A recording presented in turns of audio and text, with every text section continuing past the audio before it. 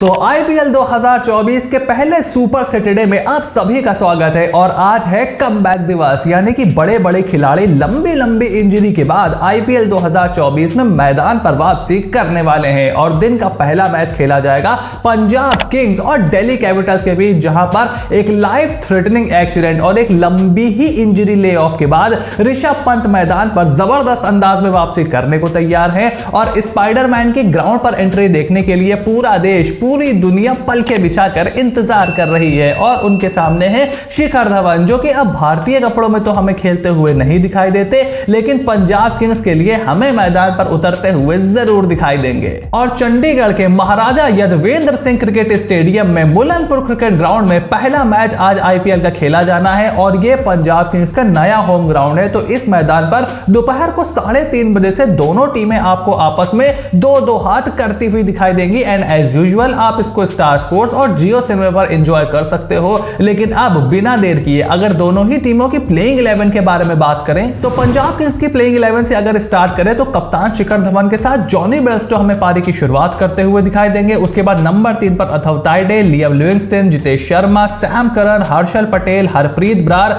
Rahul Chahar, Kagiso Rabada और अर्शदीप सिंह हमें इस टीम की प्लेइंग 11 को पूरा करते हुए दिखाई देंगे। और पिछले साल की तरह इस साल भी प्रभसिमरन सिंह को ये एज एन इंपैक्ट प्लेयर इस्तेमाल कर सकते हैं। हर्षल पटेल के टीम में आ जाने के बाद टीम की डेथ बॉलिंग इंप्रूव होने वाली है और उसके साथ साथ टीम की बैटिंग डेप्थ भी थोड़ी सी इंप्रूव होगी। और हरप्रीत ब्रार को थोड़े से ज्यादा मैचेस में यहां पर खेलते हुए जरूर देखना चाहूंगा। हरप्रीत ब्रार आपके लेफ्ट आर्म स्पिनर हो गए, राहुल चहर आपके लेग स्पिनर हो गए और आप लियाम लिविंगस्टन को इस्तेमाल कर सकते हो एज एन ऑफ स्पिनर, हालांकि वो लेग स्पिन गेंदबाजी भी करते हैं। एक यहां पर ऑप्शन और है कि आप टॉप ऑर्डर में ओपन करो प्रभसिमरन के साथ, जॉनी बेयरस्टो को टीम से बाहर करो और सिकंदर राजा को आप खिला सकते हो। तो एक ऑलराउंडर आप अपने पाले में और बढ़ा लोगे। जॉनी बेयरस्टो की फॉर्म भी थोड़ी बहुत ऊपर नीचे रही है, तो यह देखना इंटरेस्टिंग होगा कि क्या पंजाब किंग्स उस दिशा में सोचती है। हालांकि मुझे लगता है कि लमसम इसी प्लेइंग 11 के साथ वो उतरने वाले हैं। और अब अगर दिल्ली कैपिटल्स की प्लेइंग 11 के बारे में जल्दी से बात करें तो पृथ्वी शॉ के साथ डेविड वार्नर पारी की शुरुआत करेंगे। नंबर 3 पर मिचेल मार्श होंगे और नंबर 4 पर होंगे कप्तान ऋषभ पंत। उसके बाद नंबर 5 पर ट्रिस्टन स्टब्स होंगे, नंबर 6 पे ललित यादव, नंबर 7 पर अक्षर पटेल, उसके बाद कुलदीप यादव, खलील अहमद, मुकेश कुमार और अनरेक नॉर्किया दिल्ली कैपिटल्स की टीम को पूरा करेंगे। और उसके बाद सुमित कुमार को आप एज एन इंपैक्ट प्लेयर इस्तेमाल कर सकते हो।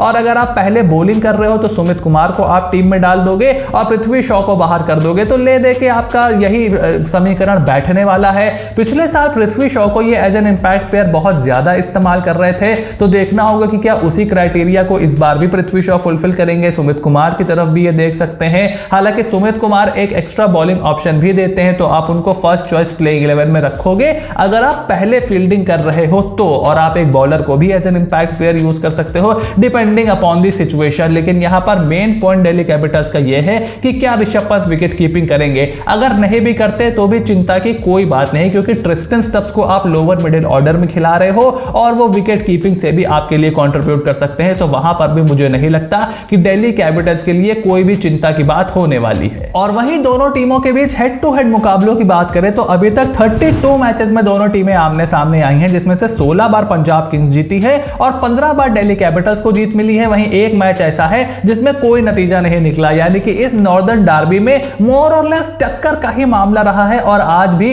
ऐसा ही मामला हमें मैदान पर देखने को मिल सकता है। ऐसे में अब अगर इस मैच की प्रेडिक्शन की हम बात करें तो मेरी पहले प्रेडिक्शन देखो यह है कि यह एक हाई स्कोरिंग मैच होने वाला है। नया ग्राउंड है, फ्रेश विकेट है, बॉल अच्छे से बल्ले पर आने की आशंका है, तो 180-190 तक आपको इस ग्राउंड पे कम से कम रन बनते हुए दिखाई देंगे। तो ये तो हमारी पहली प्रेडिक्शन हो गई। दूसरी प्रेडिक्शन हमारी यह है कि शिखर धवन दोनों ही टीमों के तमाम बल्लेबाजों से ज्यादा रन बनाने वाले हैं और सबसे बेस्ट बैट्समैन हमें दिखाई देंगे। तो ये एक थोड़ी सी बोल्ड प्रेडिक्शन भी है, क्योंकि थोड़े से लंबे टाइम के बाद इतने हाईली कॉम्पिटिटिव एनवायरनमेंट में शिखर धवन वापसी करने वाले हैं। और उसके बाद मेरी तीसरी प्रेडिक्शन ये है कि पंजाब किंग्स इस मैच को अपने नाम करने वाली है। सॉरी फॉर ऋषभ पंत, एक लंबे समय के बाद वो मैदान पर वापसी करने वाले हैं, बट दोनों टीमों के समीकरण को देखते हुए, खिलाड़ियों की अवेलेबिलिटी को देखते हुए और होम एडवांटेज को देखते हुए मैं यहां पर जा रहा हूं पंजाब किंग्स के साथ। उसके बाद आ जाता है हमारा दिन का दूसरा मैच, जो कि है श्रेयस अय्यर की वापसी की सौगात और उसके साथ साथ नए रोल में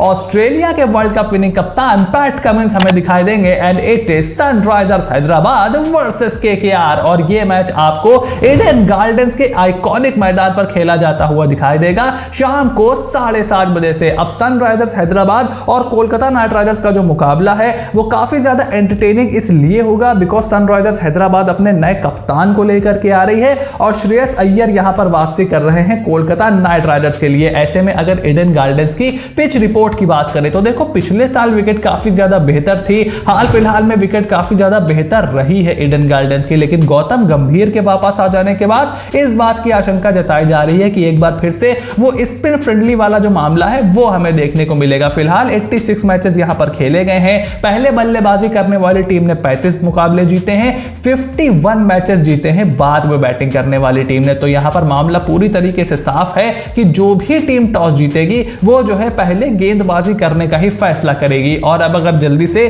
दोनों टीमों की प्लेइंग 11 यहां पर बनाई जाए तो सबसे पहले शुरू करते हैं कोलकाता नाइट राइडर्स की प्लेइंग 11 से। यहां पर रहमानुल्लाह गुरबाज और फिल सॉल्ट में से उन्हें एक खिलाड़ी पिक करना था for the wicket keeper opener, तो यहां पर फिल सॉल्ट का खेलना तकरीबन तय है। Then Venkatesh Iyer, Shreyas Iyer, Nitish Rana, Andre Russell, Rinku Singh, Sunil Narine, Mitchell Starc, Harshit Rana, Vaibhav Arora या सुयश शर्मा में से कोई एक according to the conditions. Most likely Suyash Sharma और वरुण चक्रवर्ती इस टीम की प्लेइंग 11 को पूरा करेंगे और उसके बाद मनीष पांडे या फिर रमनदीप सिंह, दोनों में से जिसको भी मन करे आप एज एन इंपैक्ट प्लेयर खिला सकते हो। अगर आपको बैटिंग में थोड़ी सी स्टेबिलिटी चाहिए तो आप मनीष पांडे के साथ जाओ और अगर आपको चाहिए एक एक्स्ट्रा ऑलराउंडर तो आप रमनदीप को भी खिला सकते हो। So overall balance Kolkata night Riders का मुझे तो बहुत सही दिखाई दे रहा है। अब देखना यह है कि ये एक एक्स्ट्रा सीमर के साथ जाते हैं या फिर एक एक्स्ट्रा स्पिनर को अपनी प्लेइंग 11 में खिलाते हैं। तो इस टीम के पास मेरा भाई इतने क्वालिटी और इतने ज्यादा ओवरसीज खिलाड़ी हैं कि मुझे ऐसा डर है कि ये पूरे सीजन इसी पेच में फंसे रहेंगे कि किसको खिलाएं और किसको बैठाएं। फिलहाल इनकी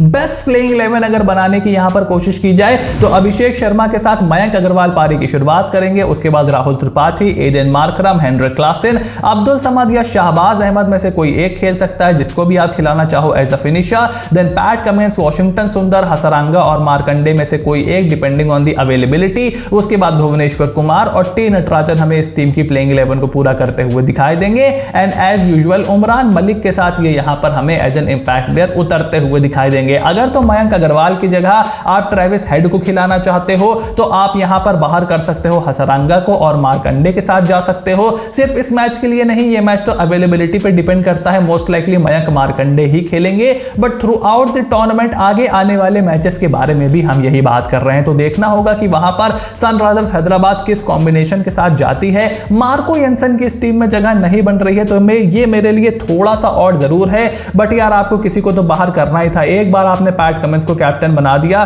तो फिर वहां पर बहुत ज्यादा चेंज करने की गुंजाइश बची नहीं थी। और अब अगर दोनों टीमों के हेड टू हेड मुकाबलों की बात करें तो यहां पर कोलकाता नाइट राइडर्स का जो पलड़ा है वो सनराइजर्स हैदराबाद के ऊपर बहुत शिद्दत से भारी है। 25 मैचों में दोनों टीमें आमने सामने आई हैं जिसमें से 16 मैच जीते हैं कोलकाता नाइट राइडर्स ने और सिर्फ 9 मैचों में जीत मिली है सनराइजर्स हैदराबाद को। सो कोलकाता नाइट राइडर्स का पलड़ा भारी है, कोलकाता नाइट राइडर्स अपने घर में खेल रहे हैं, तो आप इसी से अंदाजा लगा सकते हो कि यह मुश्किल होने वाली है यहां पर सनराइजर्स हैदराबाद के लिए। तो अब अगर हमारे प्रेडिक्शन की तरफ जल्दी से चलें तो मेरे हिसाब से फिल सॉल्ट अपने ओपनिंग आईपीएल मैच में for the Kolkata night Riders 30 से ज्यादा रन बनाने वाले हैं। केकेआर के लिए एक नए रोल में उतरेंगे।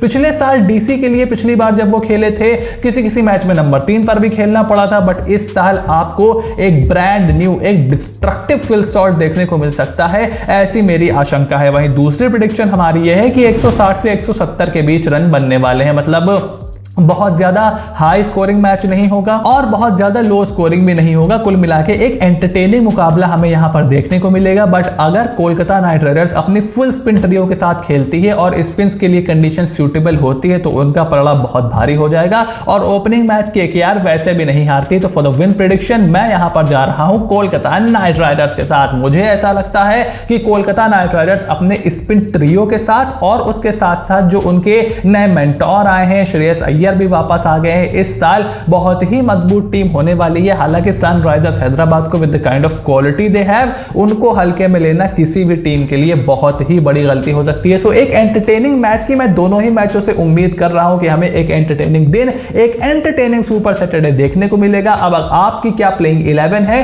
और आपकी क्या प्रेडिक्शन है, मुझे कमेंट बॉक्स में लिख करके जरूर बताओ। चैनल को सब्सक्राइब करो और नोटिफिकेशन की जो घंटी है वो जरूर बजा करके रखना, क्योंकि इस चैनल पर एक बहुत ही बड़ा सरप्राइज बहुत ही जल्द आपके लिए आने वाला है। And I am sure you will absolutely love it. So stay tuned and I will see you soon in the next video.